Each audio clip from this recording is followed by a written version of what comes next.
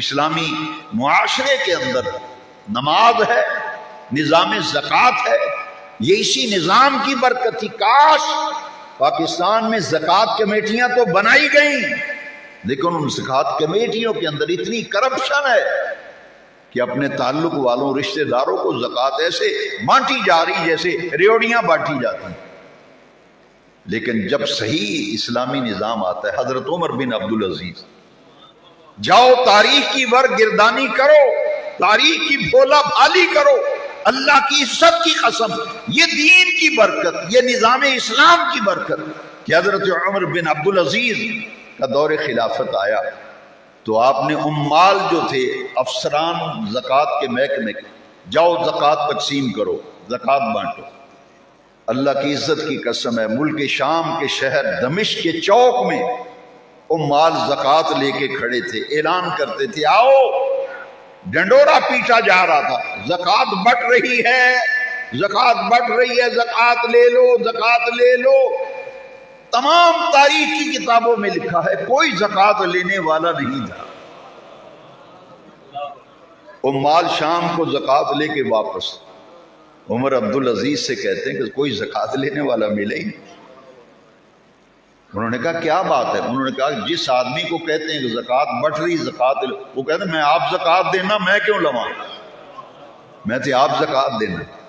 یہ ہے جس مقصد کے لیے پاکستان بنایا گیا تھا، اگر ہم نے اس مقصد تک پہنچے ہوتے، اس کو حاصل کیا ہوتا تو یہاں بھی وہی نقشہ ہوتا کہ زکوٰۃ دینے والے چوکوں میں پیسے لے کر کھڑے ہوتے لیکن لینے والا کوئی نہ ہوتا۔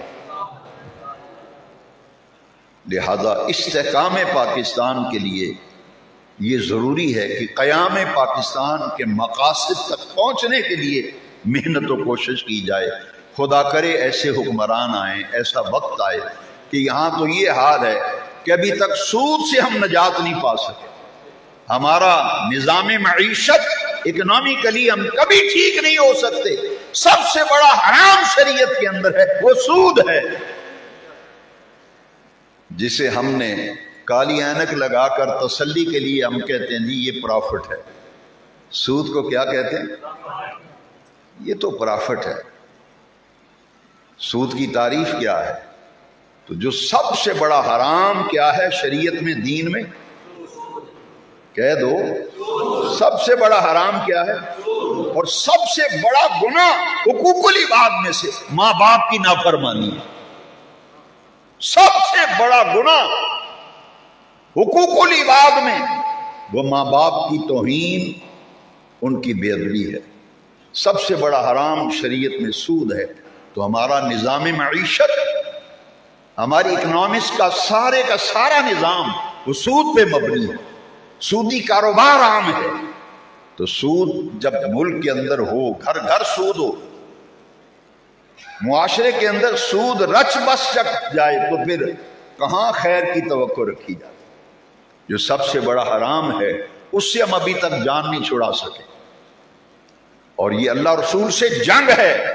سود لینے دینے والا کیا کر رہا ہے؟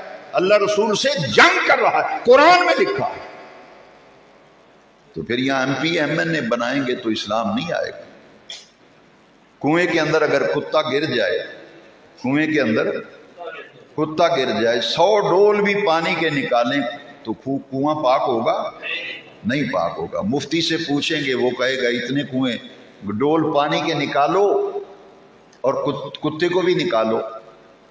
بندے ڈول لے کر گئے، سارا پانی نکالا کنویں کا، کہا جی تو 200 ڈول نکال دیا۔ وہ پوچھیں گے اچھا کتا نکالا ہے؟ کہتے نہیں، کتا تو اندر ہی ہے۔ یہ جو اندر کتا ہے نا، اس سے ہم جان نہیں چھوڑ، پانی کے ڈول نکال رہے ہیں، جسے نکالنا تھا اسے نکال دیا۔ وہ معاشرے بے حیائی عام، بے حیائی کے اڈے، برائی کے اڈے، نشہ عام، امن و سکون کی زندگی تباہ۔ کوئی آدمی، شریف آدمی اس معاشرے میں جی نہیں سکتا، اس کو لوگ جینے نہیں دیتے، کہتے بے وقوف آدمی ہے۔ لہذا دین اسلام کی اپنی برکتیں، پچھلے جمعے میں نے عرض کیا تھا، ان الدین عند اللہ الاسلام، اسلام اسلام کرتے لوگ اسلام آباد پہنچ گئے، لیکن ابھی تک اسلام اس ملک میں نہیں آ سکا۔ نجات تو تب ہوگی اب دیندار طبقہ جو حشر کر رہا ہے، دین کا حشر کر رہا ہے، دین کا مذاق اڑا رہا ہے، اس پر مجھے کچھ زیادہ تبصرہ کرنے کی ضرورت نہیں۔ مال کی ہوس، مال کا لالچ اور حرص و ہوس، دنیا کی حرص و ہوس نے تباہ و برباد کر دیا، اور جب موت آتی ہے تو سارا مال ادھر کا درہب رہتا ہے۔ وہ جتنا بینک بیلنس بناؤ کماؤ، آنکھیں بند ہونے کی دیر ہے، سب کو یہی۔ تمہارا خالی ہاتھ آئے تھے، خالی ہاتھ جانا ہے، تو کیوں آخرت کیوں برباد کریں؟ وہ چیزیں جو حرام ہیں ان سے کیوں نہ بچیں؟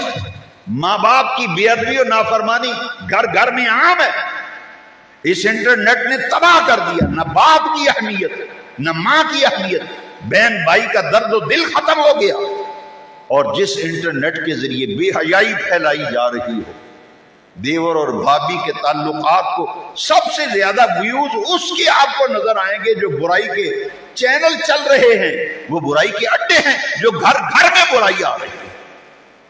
نجات کا ایک ہی راستہ ہے، آؤ اللہ کی طرف رجوع کرو اور مدینے والے آقا کے فرمان کے مطابق، آپ کی تعلیم کے مطابق اپنی زندگی ڈالیں۔ میں نوجوانوں سے اپیل کروں گا، یہ اپنی اس جوانی کے دور میں اگر آپ مدینے والے آقا سے جڑ گئے، دین کے ساتھ جڑ گئے، اللہ کی عزت کی قسم ہے قدم قدم پر رحمت الہی کا نزول ہوگا۔